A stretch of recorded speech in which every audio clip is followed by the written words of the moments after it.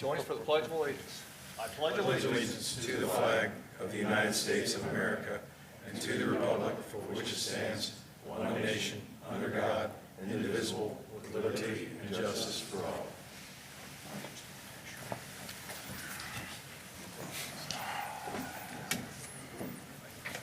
Mr. Campbell, let the record reflect that all three of the trustees are here, and especially welcome back to Mr. Lowe. Glad to see you're much better than the last meeting, back in the seat, and you're looking good. Thank you. Good to have you. Happy to be here. New business, designated outdoor refreshment area, DORA, discussion and presentation. Mr. Wright. Thank you, sir. What do you have on that? So, I was asked to look into this and, wanted to come from the city of Loveland. We had one. I know Lisa's been involved at the city of Mason. They had one that, could be a powerful tool for creating synergy if you have the right mix of, permit holders and uses. A little bit about DORA is just high level. Based on your population, if you have one, under 50,000, we're allowed up to 3. And they're generally, 320 acres, I believe. And if you're over 50,000 people, you get up to 6. So, and then the area doubles in size. I think it's 640 contiguous acres. And then there's a number of permit holders that you have to have. You have to have 2 of permit holders in an area of less than 50,000, 4 or more in an area of more than 50,000. Just looking at this, it's about it's not a short process. There's an application that's filed, just to kind of give you the rundown. There's an application that has to be reviewed and filed. Once the application's filed, then there is a public hearing that's set, and then there's time windows that you have to adopt legislation in and file within. And so with that, it's not a short period, probably, 70-ish, 75 days, something like that. And you have that in front of you this evening. But what we really wanted to talk to you about this evening is that, is there interest in establishing one primarily in what we would call the central retail corridor, given that we have, a minimum, we have 3 available right now that we could pursue. Knowing that I think at the last census, we were at 49,700 or 800.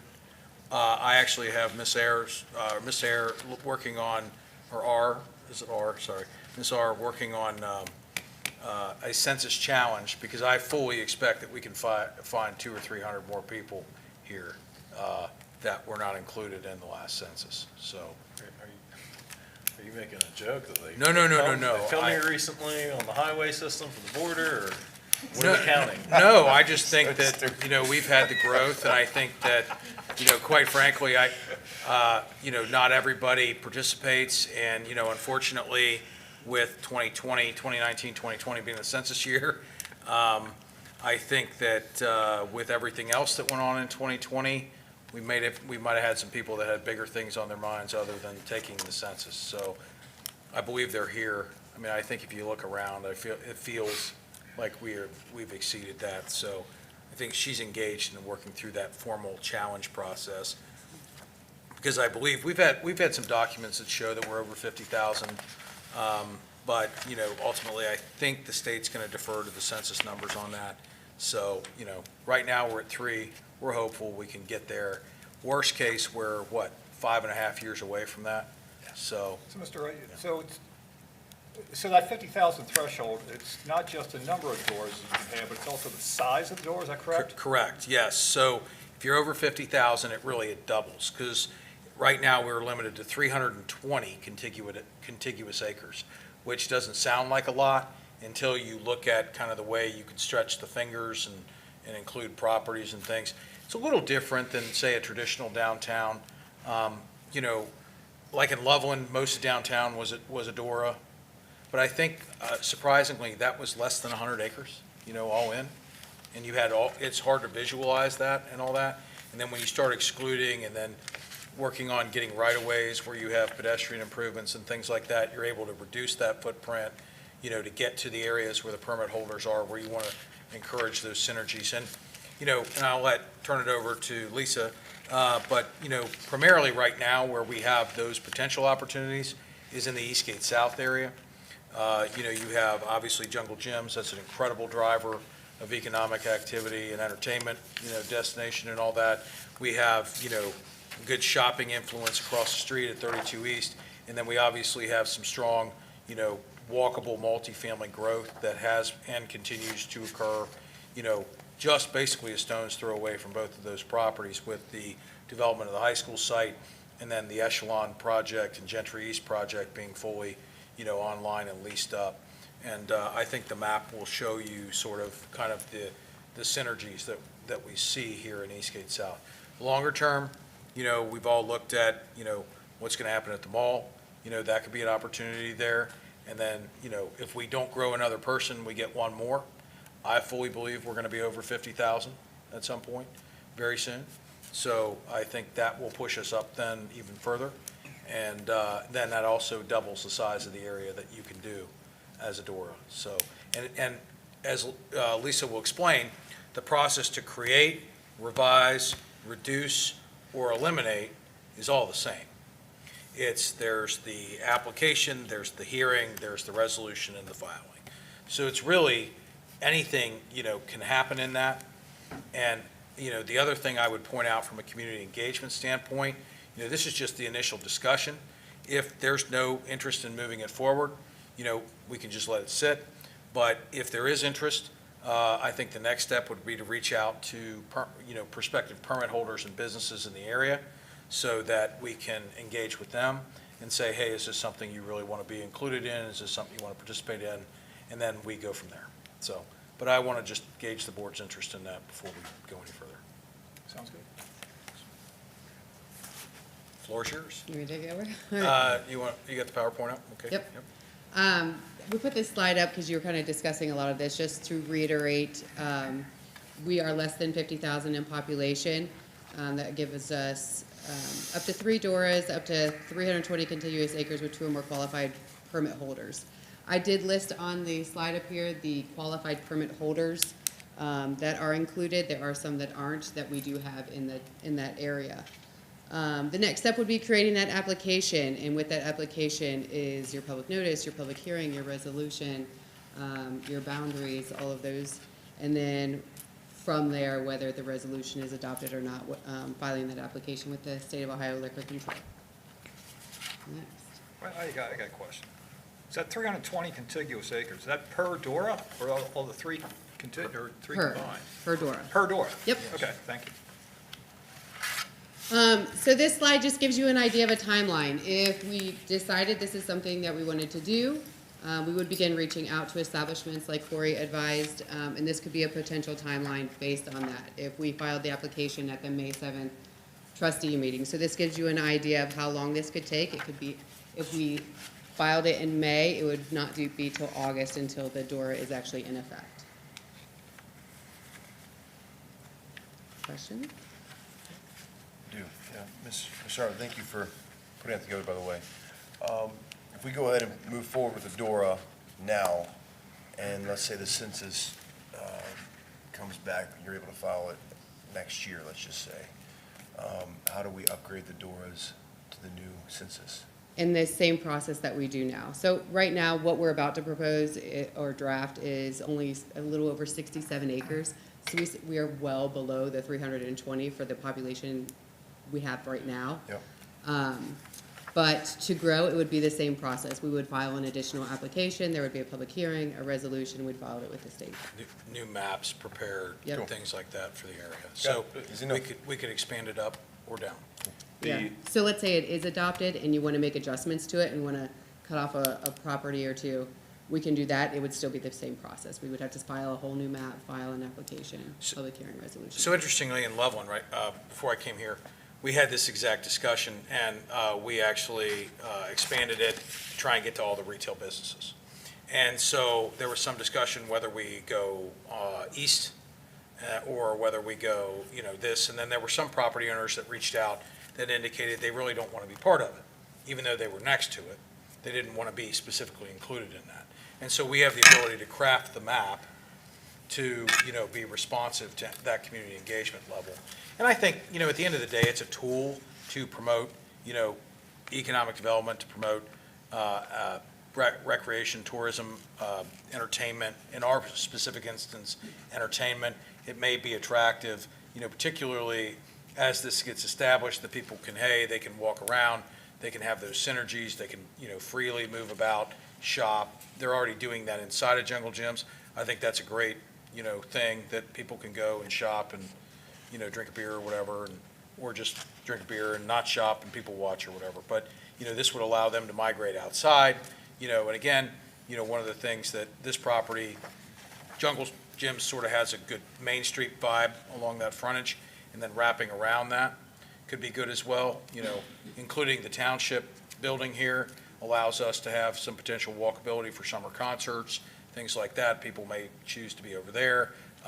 That also could be positive for our retailers across the street. That's a very nice center, 32 East, probably 20-something million put into it, and it's got, higher end stores. And again, it's all a matter of policy whether they want to be included or not. They can, in fact, we had stickers where people could say, no Dora cups allowed inside, or they can have stickers that say, Dora cups are allowed inside.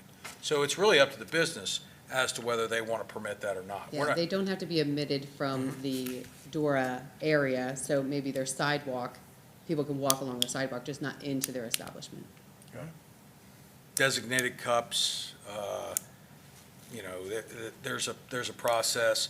And then I think Lisa will go through kind of the public safety elements, which is why our department heads are here tonight to be able to answer questions about that. The public service, the law enforcement, those kind of things, so. I have one schedule question in regards to kind of strategic view of this. August 8th, if things were submitted in May, we could be live with the door effective August 8th. And currently, what are we targeting for the fireworks event for end of summer? It's the end of September. Yeah, September 20, Something. It's the fourth Saturday, I believe. So we could be set up to be able Yes. to support DORA activities for the fireworks event as a force multiplier in that kind of community environment, what we're trying to build. yes, yep. I believe it's the, let me get out of this Yep. here. The 28th. I don't know. 28th. September 28th? Okay. Okay, great. I think that's something not to lose sight of. Yeah. That's a good date. Okay, thank you. No problem. The creation will serve as an economic tool to attract patrons to the central State Route 32 retail corridor and highlight the area as a destination for dining and entertainment. So in your folders there, you will see a draft of the application. It is clipped completely together. That application includes these following sections: a map or survey of the proposed DORA, a statement of the population requirement, statement of the nature and types of establishments, evidence that the land uses within the proposed DORA are in accord with the township's zoning plan, and then the proposed public health and safety requirements as outlined in ORC 4301.82. So we're going to move on to discuss all of those. All right, section 1 is the map of the proposed DORA, not exceeding 320 contiguous acres. And go to the next slide. This map is an outline. The blue area is the DORA proposed, as well as a list of establishments that have the necessary liquor permits within that area. So we have 6 right now that are qualified to be included in the DORA. The proposed area is 67.34 acres. So that's the entire Jungle Gyms area, in addition to the shopping mall on the other side of Yep, and the Civic Center. Eastgate South and the Civic Center. Yep, And all of that's 67 acres, so we got a limit of 300 and something? yes, Sounds like we're safe. yeah. And do you have a listed who the liquor, oh, you do have it listed here. Yep, so in the bottom right, there's a legend that lists out the current qualified liquor permit holders. Yes, I just want to read these off just so the public can get it. Ambiance Nail Spa, I didn't know that's interesting. I was thinking about La Rosa's, RJ's, Jungle Jim's, Rincon Mexico, and Rapid Fire Pizza. So we got, was there a maximum of how many? No, what did it say, at least two? It's just a minimum of 2. Minimum no two. maximum. Okay, So, all right, very good, thank you. all right. All right, section 2 covers the nature and types of establishments located within the DORA. So this will outline the establishments and the types located within the DORA, primarily businesses in the form of retail, restaurant services, and other industry establishments. It will list out their name and the address within the DORA. So if we do proceed, we would reach out to all of these establishments to see if they would like to be included with DORA activities. Section 3 is a list of qualified liquor permit holders. Although we've already put this on the legend, this is also an additional piece that has to be included in the application. This lists their permit numbers, their permit types, and their location. So again, I think this was, I know this was touched on, but with this door and this location, if a store does not opt out and put a sticker on their front saying no Dora cups in here, and they don't have a liquor permit or they don't sell alcohol, let's just say they're right next door to Jungle Jim's or something, but someone could buy a Dora cup at Jungle Jim's, have alcohol in it, be able to go to the retail shop or restaurant or whatever and walk in there and continue their beverage. Yes. Okay. Yep. As long as it's in the DORA DORA cup. regulated cup. Yep. Thank you. Just to reiterate what Corey said, we haven't reached out to these participants at this time. If the decision to proceed arises, then we would start reaching out to these establishments to see if they're interested in engagement. Section 4 covers the evidence that the use of land within the DORA are in accord with Union Township's master plan, which includes everything under the sun. Our zoning map, our comprehensive plan, and advising that it's a mix of commercial and residential mixed-use development. This designation, this designation's objective is to maintain, enhance, and expand the residential population and commercial vibrancy associated with a diverse land use. I think with a DORA, it would make this area a popular destination for dining and entertainment within the township. Section 5 reviews the proposed requirements for ensuring public health and safety within the DORA. In general, Union Township Service Department will be responsible for maintaining the appearance and public health within the DORA. If you go to the next slide. Yep. This is Exhibit E, which is the sanitation plan. It shows that there are currently already 33 permanent trash receptacles. These are shown in little red dots, hard to see from here. Placed along the Eastgate South Drive regional shopping centers. There are also 2 located at the Civic Center, located on Eichholz Road, as well as 2 located at the Park and Ride at Eichholz Road that are served once per week. Additional collections could be done on an as-needed basis, and the service department will monitor the receptacles and coordinate additional collections if needed during that time. For any planned events that the DORA may draw larger crowds than normal attendance, portable restroom facilities will be provided at a central location within the DORA, and then businesses with liquor permits within the DORA that are participating will be encouraged to allow general public access to the restroom facilities during the hours while the DORA is in effect. So no additional trash receptacles would be needed based on the plethora of trash receptacles already in place. The safety plan is Exhibit F. Based on current operations and services, to sum up all of that text, no changes are needed for law enforcement and fire and EMS responsibilities.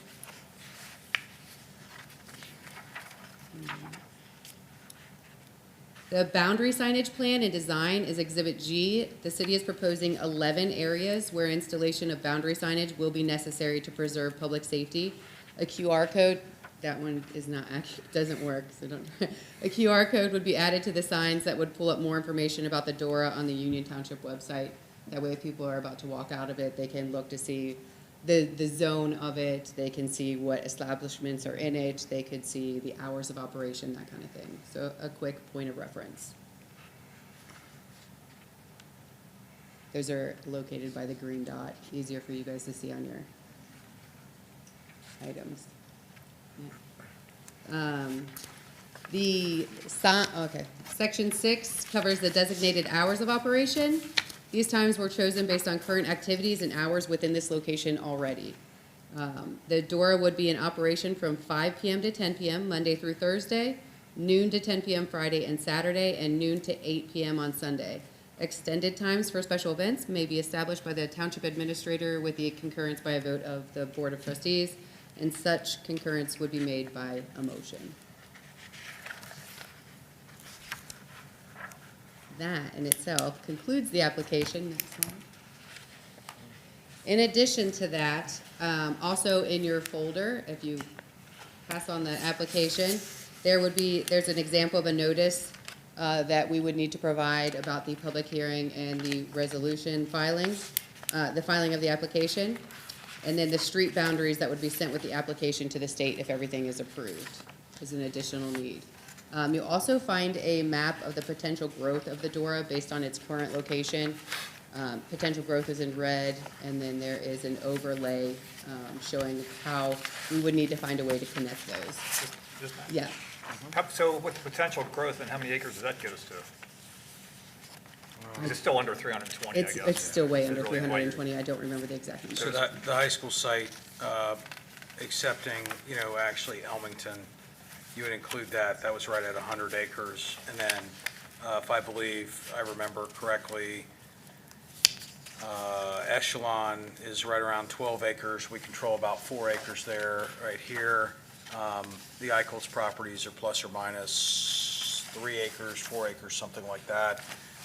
And then you've got sort of what I call the wedge property that's left over with the roundabout repositioning. You're probably at 7, 8 acres. So again, if you can find those contiguous boundaries as pedestrian connections, you're going to be well within your 320 acres on that. And so, and this area is the only DORA we're considering at this time?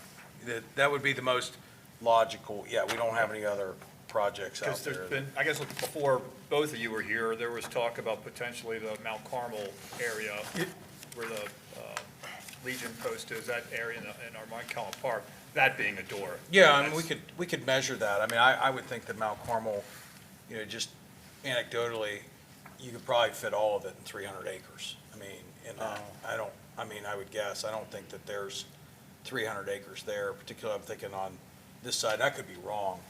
But really, the only permit holder down there right now is, I believe, the Legion.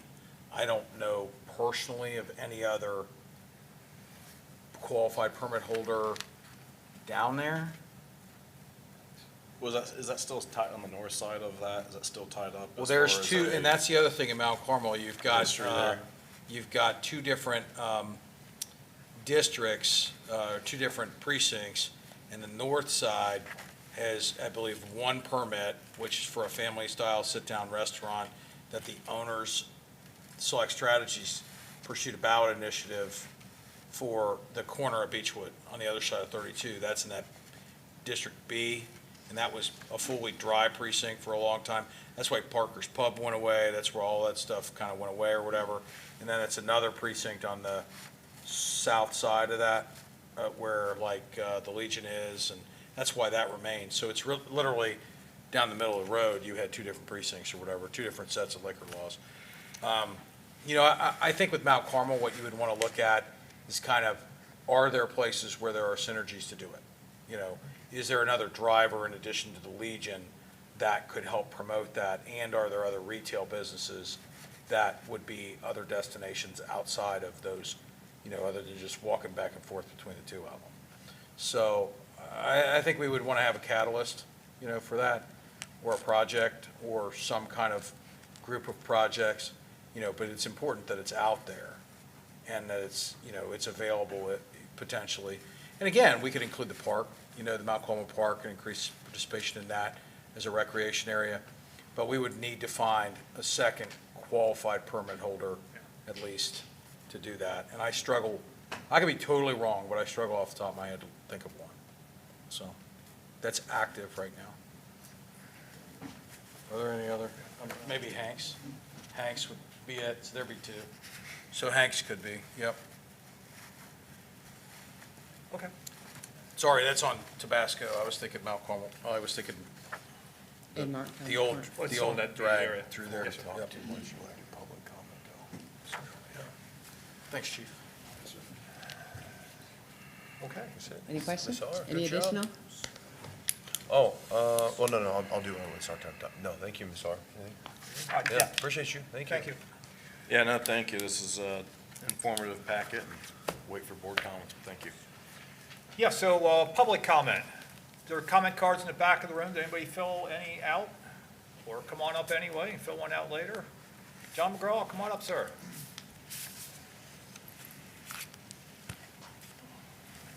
Good evening, John McGraw, 4604 Blainfield. Thank you. Just so you know, I'd be in favor of Adora, if that means anything, but just a couple concerns, and maybe the police can touch on this eventually. But if you have both sides of the street being Adora, it would seem like you'd want to have some good, safe, public crossing, sort of like 50 West does maybe on Wooster Pike. Look at something more, some kind of established crosswalk, because if people go back and forth, that could be a problematic. But also, if you make the Civic Center part of the door, would you restrict, like, the meeting hall? I'm gonna guess you don't want people coming in with beers to be at your township meeting, I don't know, but. Might make her job a little easier, though, John. Just kidding. But something to Just consider, kidding. Just kidding. think through all those kind of things. Yeah, it And, might be a it fun worked good for kickoff. the concerts, but do you want dads drinking beer at the Geba basketball game, maybe, for instance? Maybe Great- you do, great maybe point. you don't, but those are things to consider, and I would also look at the time frames. Most of the doors around town, I think, work pretty well, like Milford, like you mentioned, Loveland. The Banks works really well, but there's also times at the Banks where it doesn't work well because late at night, there seems to be trouble at times. So you don't want that to happen, obviously. So I would think the police would want to weigh in on, how late the doors go and that kind of thing, just to make sure that you don't have a late night crowd whooping it up and making some kind of trouble for the township. So I think in Mount Carmel, I think isn't possibly Rose is going to build over there? So I think prior to my arrival back, I think there was a strip center at the corner of Mount Carmel Gateway. They had talked about that, some other tenants. Obviously, we have the former Kroger site that we'll develop. So those could be possible, synergies and drivers of that. Because I was thinking Casey's also, I don't know if they got the right kind of liquor license or not, I don't know that I think they're sales only. I don't Just know. sales Yeah, I only. think they're sales only. but there is that wine merchant over there around the corner, and That's right. and there is a drive-through, I think, still in Mount Carmel. We I do don't know. have the beer drive-through. That's sales, carry out. But you would have, like you said, you would need probably a good project to make that viable. over there. Yeah, you'd want to get some synergies there on that. But this is the kind of thing that could bring a project like that doesn't exist right now. So, something to consider. So that's all I got. It's all great comments. Thank you, Mr. McGraw. Mr. Chairman, if you would, so at Loveland, we learned the hard way. My first meeting at Loveland was on St. Patrick's Day, and we had a public hearing, and we had a full house for a rather prominent piece of property, and we actually had people bring Dora cups into the building, which promptly led to us posting appropriate signage to not bring Dora cups into the building. So any public institution, we would obviously we would want to appropriately sign that to that point, so. Great. yeah, We had a hearing full of folks with A lot of cups. energy. Yeah, a lot of energy, yep. How yep. was it? It was an interesting meeting, Remember that? Spirited.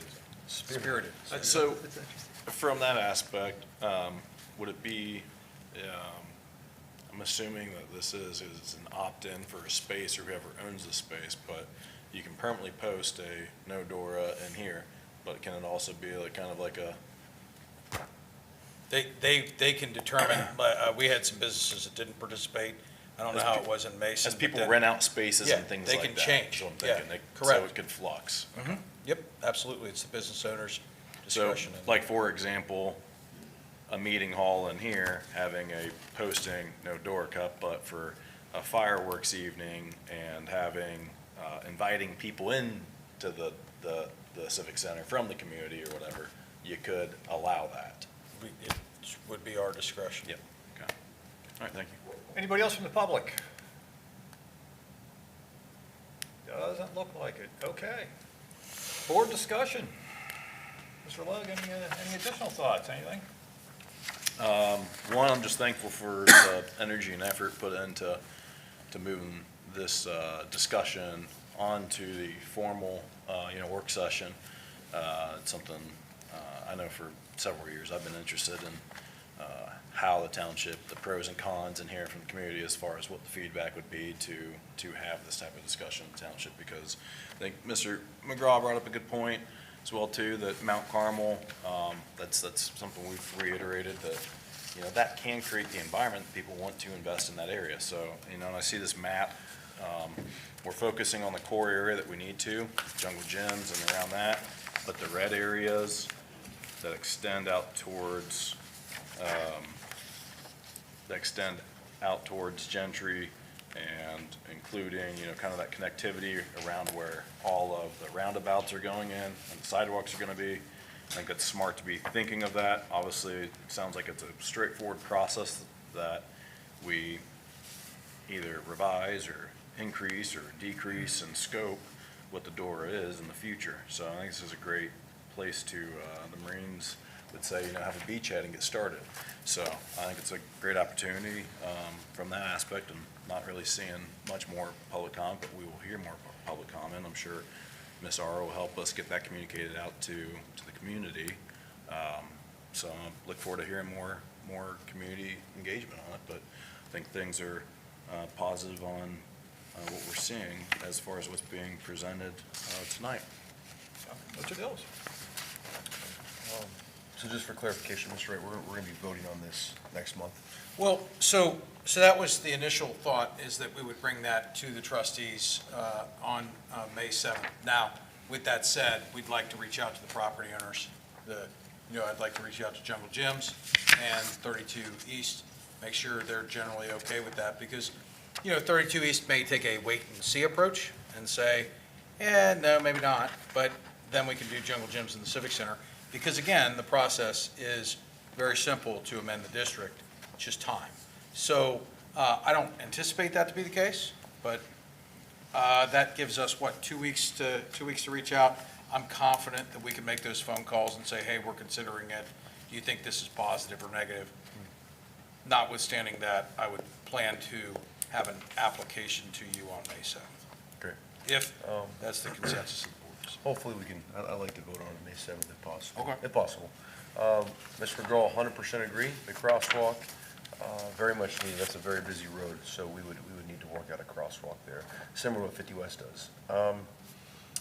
Mr. Logue, I think, now this is me shooting from the hip without putting much thought into it, I think I would be a no-go on having DORA cups in this building. Like even if there is like an event going on, let me chew on it before the May vote, but I think my initial knee-jerk reaction would be a no. Let's just keep it out of this building. But I'll chew on it with me personally. What time, who specifically is going to be reaching out to these business owners? It'll be, I can reach out to Jungle, and then we'll divide and conquer, and then Okay. Lisa will reach out to 32 East. Appreciate you both doing that. The only thing I would consider is what time do they close, 10 PM or maybe extend it to 11 PM? I don't see that much of a big of a difference. What do you think? No one closes past 10. They generally shut down at 10, Yep. so we would want to, Hopefully that changes. I mean, reasons why, let's just call a spade a spade. Reasons why Milford and Loveland are thriving, and we want to try to keep up. So I just can't imagine. well, and they Fair may enough. adopt summer hours too. So you Fair get that enough. outdoor patio, that's pretty cool. So, you know. I mean, yeah, so, fair enough, okay. I guess we can always amend that later though, correct? All So this is for Jungle Gyms, Echelon Gentry, Glen Estee site, that whole area there on Glen Estee, Well, Wilkinsville. that would be Echelon Gentry and all that would be future opportunities. This would be specifically for 32 East, Jungle Gyms, and the Civic Center. Basically the core of sort of the Eastgate South area. And then as those projects, my biggest issue is I want to make sure that we can have time to build the appropriate pedestrian connections. Got it. To connect some of these apartments and these other uses. You have the shared use path. Right, Connection that crossings and runs through, everything, yeah. I mean, we don't want to just ready, fire, aim. No. So, Totally get it. yeah, so I think that these properties sort of flow pretty well with some crosswalk enhancements and all that. We can work with our friends at the county. There is a signalized intersection there at 32 and Jungles. There might be opportunities for others. We had, I think, Mr. Taylor might have explored a crosswalk connection at one time, is that correct? Because there's some studies, there's some anecdotal stuff out there that people take the shortest path between 2 points. We see it during fireworks from time to time. Our goal is to avoid that if possible, and, but there might be other enhancements in that too, so. Great. Mr. Becker, just when you're done with your comments, I'd like to kick it over to both our chiefs to just get their opinion on it after you're done. Well, actually, that's where I wanted to start. I want to hear from both Chief Reese and Chief Clemens. Chief Reese, go ahead. What are your thoughts on all this? Well, I think we experimented with it a little bit last year with the fireworks. I think we allowed a little bit of that along the Jungle Gyms front there. I mean, it's nothing that the police department can't handle. Obviously, it's going to require a little bit more of a police presence there on the weekends and the evenings, just so people know we're there. But again, it's nothing I'm overly concerned about. Overtime costs we're talking about. We'll try to keep the overtime out of it. All right, I appreciate that. Yes, sir. Chief Clemens, any? Yeah, as far as from the fire department standpoint, I don't see any issues from our end. The on-duty crews will be able to handle any type of incident that arises. Again, I think it's from a safety standpoint, it's the issues that have already been addressed this evening, crosswalks, lighting, which is already present in the parking lot areas, that type of stuff. But other than that, I don't see any issues from the fire department. Sounds like we have the blessings, both of police and fire. That's certainly a good thing. So my thoughts on it, when I was in the General Assembly, we created these doors, and I was all in favor of it. I always thought it was a great idea, and it brings people out into the community, stimulates economic growth. Also craft beers, and the craft brews, that's something else we created through legislation when I was up there, and that's also proved to be very popular. So, yeah, I've been talking about one of the doors for a long time, and I'm glad to see Mr. Wright and Ms. R, is putting this together and getting a presentation in front of us. So, yeah, I think it's awesome. I'm all for it. And working out some of the details, time, and do we have them in this building, and if so, how and when. We don't want people spilling beer over in the gymnasium, obviously. Those details can be worked out. Another thought I had for those of us who are concealed carry permit holders, you don't want to be drinking, walking around with beer in your hand and a gun in your pocket. Bad idea, that's illegal. Is that right, Chief Reese? It is illegal. Yes. So just a thought on that. Beyond that, I think that's all I have. Any other follow-up comments from the board? Go ahead. I appreciate your comments, and thanks for sharing the background of the General Assembly. I do have one go back, and that's the organization of the door cups themselves. I know there'll be some creative stuff with design and all that, but really, I'm going to get to, any community I've visited, you pay $1 or something for the cup. So where's that dollar go? Where's the proceeds? How does that work? And I can go to Lisa. She's looking, she wants to talk, or you want to talk to her? So I can tell you in Loveland, what we did is we gave people they bought their own labels. And, but I will tell you, not to be critical, I think that we missed out on an opportunity to control that and to use that as a revenue source. And so we would explore maintaining control of the Dora Cups for the district. And that way, people who want to be participatory in that would then, get those cups from us. Now, I got to figure out a place to store them. Yeah, So, we'll figure that out for you. Yeah. But part of that, I'm eager on that to hear. I'm happy with the message that you're sharing there, because I'm already thinking, and I've had this thought in mind for a long time, when we do a big community investment, something like the partnership that we have for fireworks, like, that right there helps offset part of the fireworks cost. It can. And you can do a specialized cup for it, because we don't really have the constant ongoing right now, but we could have a specialized event cup too, which some people like that stuff when they're nice. When Milford first rolled out their Dora cups, I mean, people end up having something that's more or less durable, and if you offset the cost with the sale that the consumer is buying it for, it can be a win-win. Helps get your image and your name and your brand and what we're trying to build with the energy in Union Township here, so people can highlight, you know, what Mr. Dills was just referencing. You know, things turn into a ghost town, and there's people go elsewhere for their entertainment, and we want to try to, I think, you know, build that family-friendly entertainment here. Okay. I agree with you, by the way. Straight. Good job. All right, sounds like we're good. No final comments. Let's close that discussion and move on. Okay, number 2, the Vietnam Trailing Wall event at Veterans Park. Mr. Wright, tell us about that. Thank you, sir. So one of the unique events that I've had the privilege of being involved with here in the past, and it's something that, you know, looking back every 10 to 12 years, the township's hosted. You know, first prior to my initial arrival here in 2006, but then in 2013, fall of 2013, we hosted the traveling tribute wall, which was really not only, it's a near life-size replica of the Vietnam Memorial Wall at Veterans Park. And it coincides, you know, very well with the purpose of the park, you know, obviously the Vietnam Memorial and the war memorials and all the other memorials that we have at the park. And it turned into really what became a week-long, you know, community event to recognize, sacrifice, honor, you know, and all of the contributions of not only veterans throughout the nation, but veterans from Claremont County specifically.